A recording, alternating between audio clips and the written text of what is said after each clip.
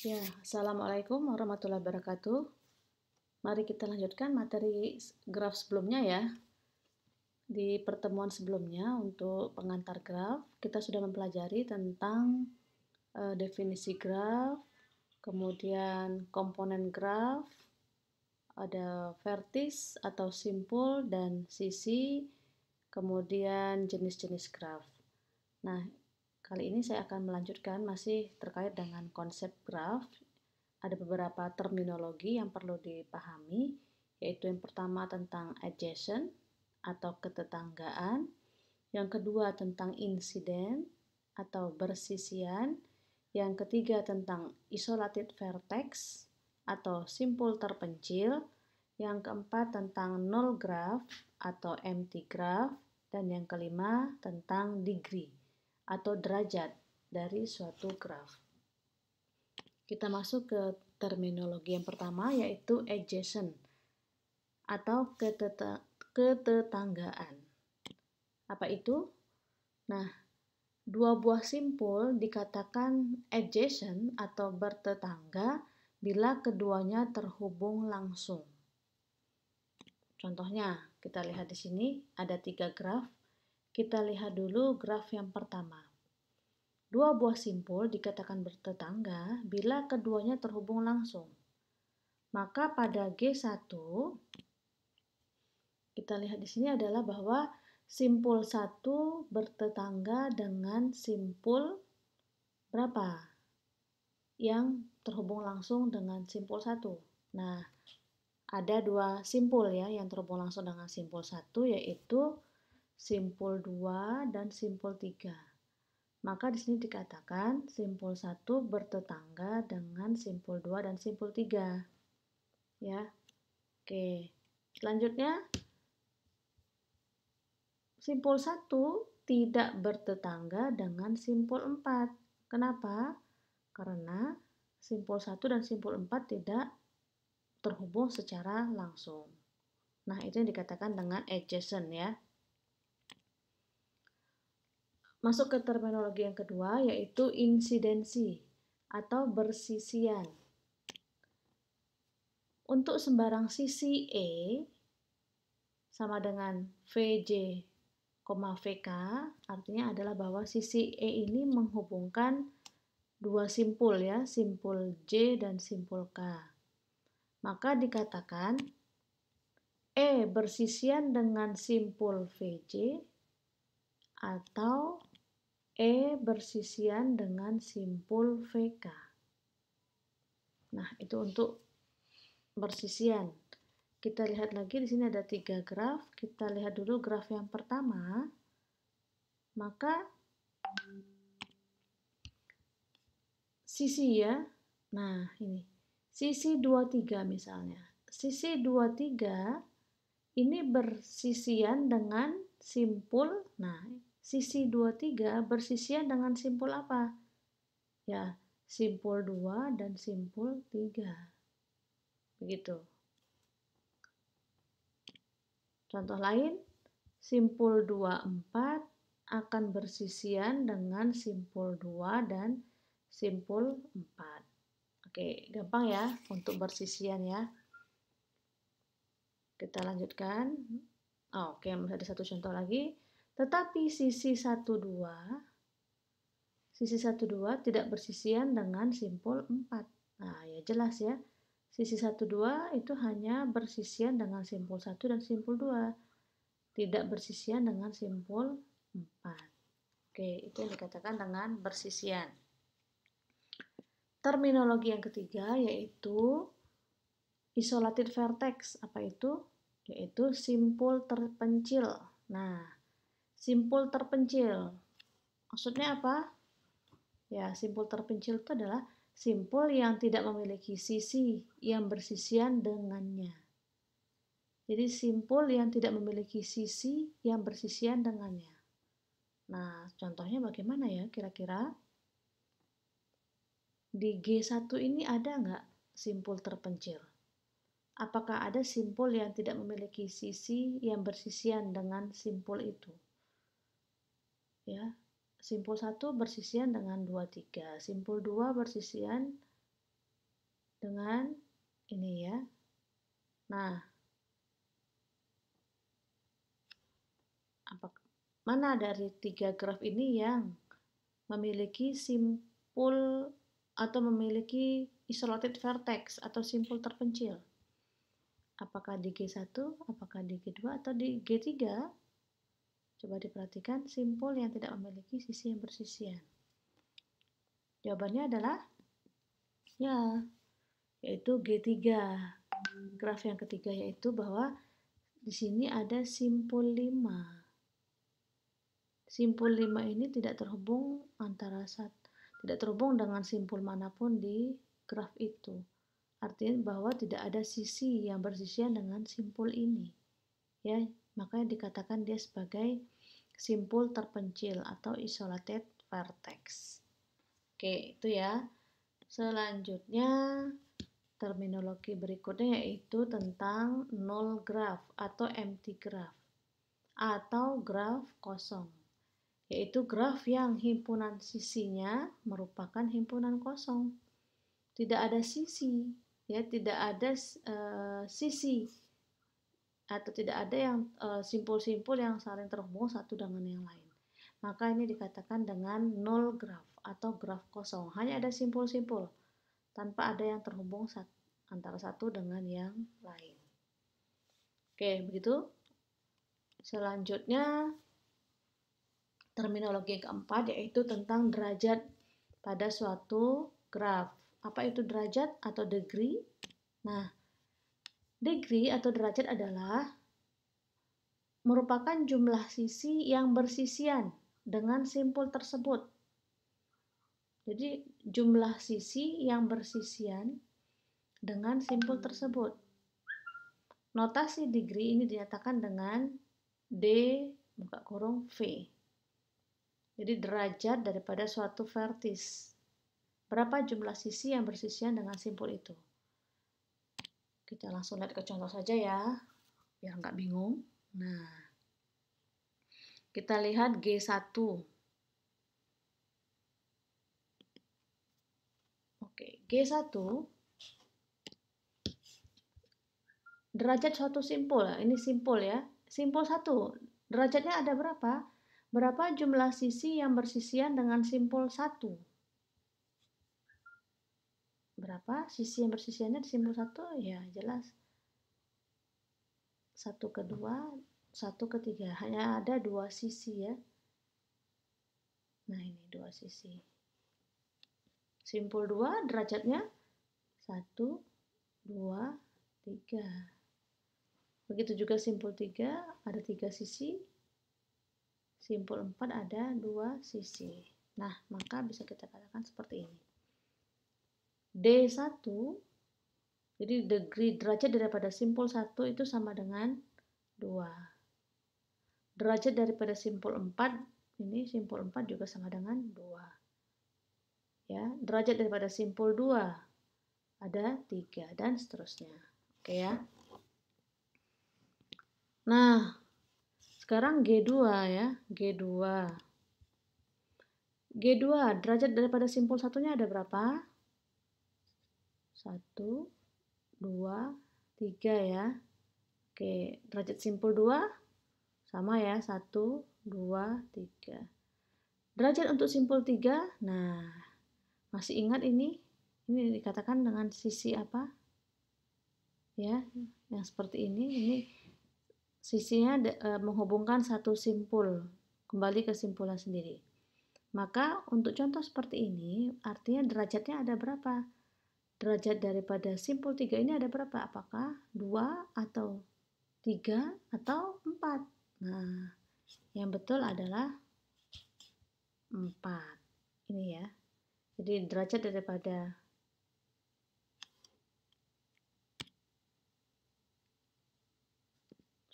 Oke, derajat daripada simpul. Oh, ini kok nggak ada ya simpul 3-nya.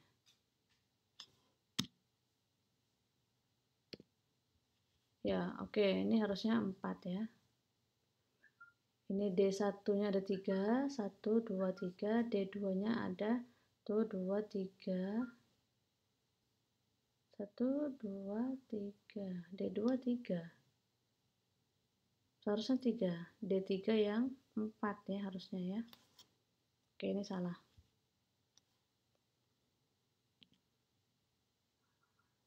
Nah, ini derajat untuk D5 ya. D5 nih isolated vertex. Tidak ada sisi ya. Tidak ada sisi di sini, maka dikatakan derajat daripada simpul 5-nya adalah 0. Derajat simpul 4-nya adalah 1. Hanya ada satu sisi dari simpul 4. Nah, oke, begitu ya derajat daripada suatu simpul. Selanjutnya nah, ini lagi masih ada satu istilah lain untuk graf, yaitu lemma jabat tangan. Apa itu? Lemma jabat tangan adalah jumlah derajat daripada semua simpul pada suatu graf pasti genap. Jumlah derajat semua simpul pada suatu graf adalah genap, yaitu 2 kali jumlah sisi pada graf tersebut. Jadi ini suatu lemma jabat tangan, namanya suatu aturan dalam suatu graf bahwa jumlah derajat daripada semua simpulnya pasti genap ya, atau sama juga dengan 2 kali jumlah sisi pada graf tersebut. Nah, kita lihat contoh yang G1 dulu ya, yang G1 dulu. Kita lihat ini G1. Hitung dulu derajat semua simpulnya. Simpul 1 ada berapa derajatnya, simpul 2 ada berapa derajatnya, simpul 3 ada berapa derajatnya, simpul 4 ada berapa derajatnya. Itu kalau dijumlahkan pasti nilainya genap. Kita lihat. D1 ada berapa? 2. D2 ada 3, ya 5. D3 ada 3, 8. D4 ada 2. 10 ya. Nah, ini dia. Oke, G1 derajatnya adalah jumlah derajat semua simpulnya adalah genap. Atau sama juga dengan 2 kali jumlah sisi pada graf tersebut. Nah, jumlah sisinya. Jumlah sisi pada graf ini ada berapa? Maka derajat satu simpul itu sama juga dengan 2 kali jumlah sisi pada grafnya. Sisinya ada berapa? Sisinya ada 1, 2, 3, 4, 5. Maka 2 kali 5 sama dengan 10 ya. Oke, nah ini untuk jumlah konsep lemma jabat tangan ya. Untuk yang graf kedua sama dan graf ketiga juga sama. Saya lanjutkan lagi.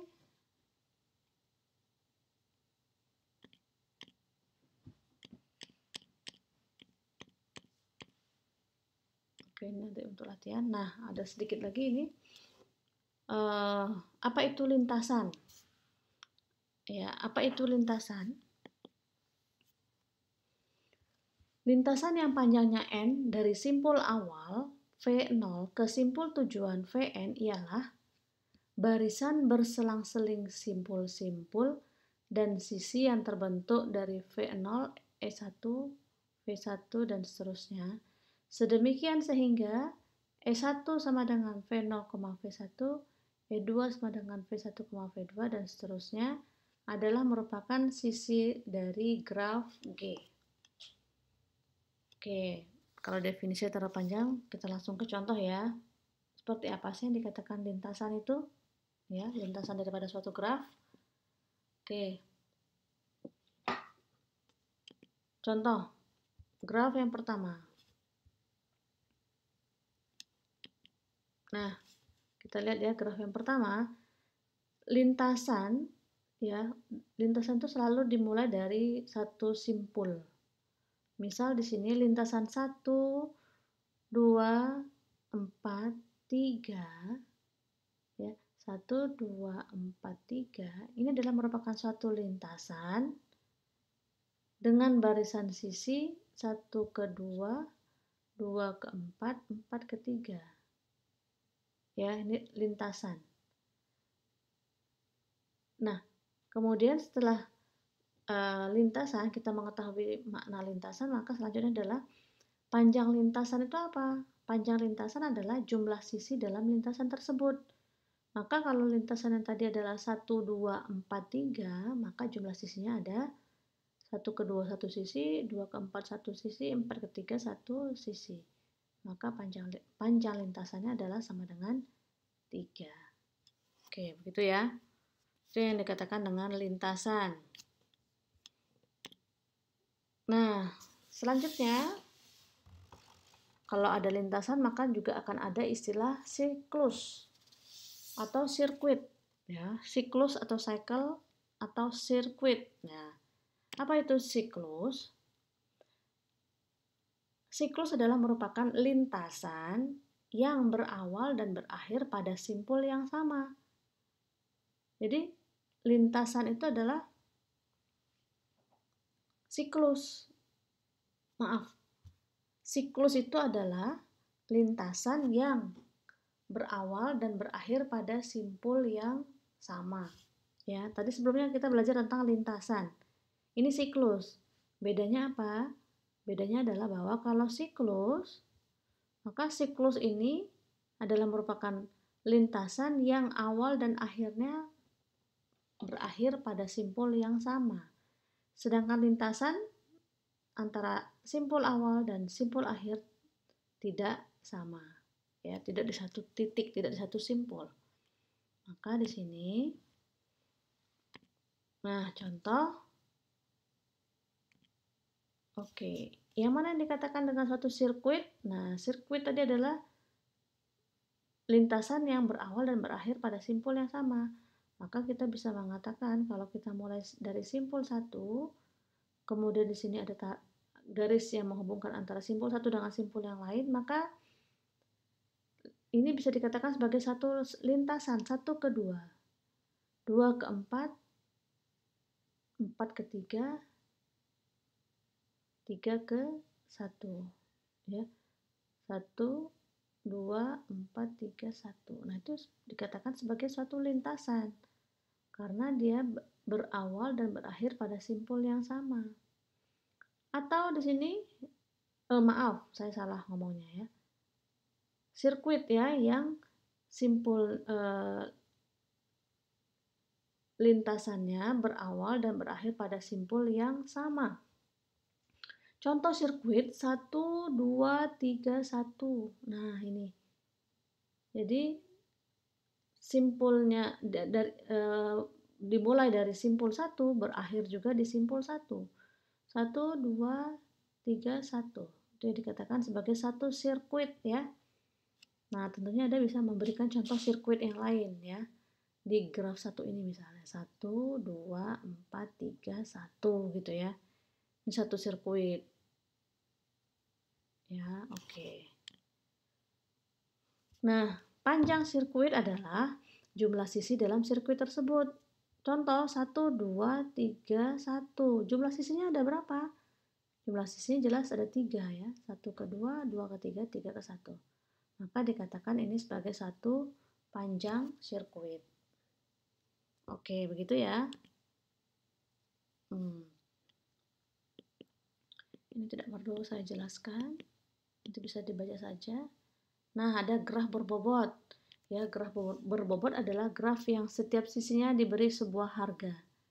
Diberi sebuah nilai atau bobot. Ya, jadi ini misalnya A ke E itu nilainya 10. Bobotnya 10. E ke D bobotnya 15. Nah, ini dikatakan sebagai graf yang berbobot. Oke, lainnya cukup ya. Ya, baik, cukup untuk penjelasan graf yang kedua ini. Semoga dapat dipahami. Nanti Anda pelajari lebih dalam, kemudian nanti Anda bisa mengerjakan soal latihan.